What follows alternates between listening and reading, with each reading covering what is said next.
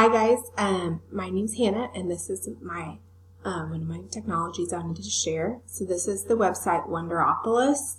It's a little bit similar to the Mystery Dug one I shared earlier, because students, when wonders or questions are answered each day. So this one is, how do you train a dolphin? And then students can do this reading down here to answer that question.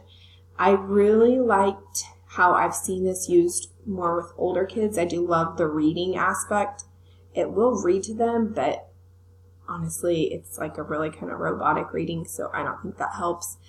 There's some video that they can watch, but I found a friend of mine and I had seen this used with it.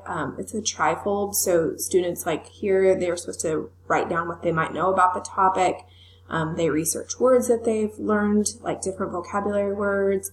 You use the box to create a drawing, and caption about what they learned, and then at the end, even what they still might wonder about that topic. So I loved that paired with this. When I saw that, I thought that was really cool.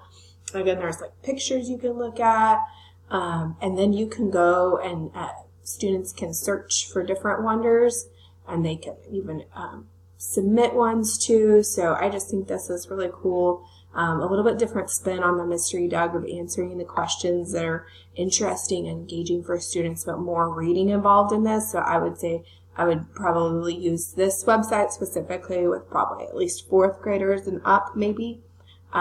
Even middle schoolers, I think, would probably get information and benefit from the use of this website. So enjoy. Thanks.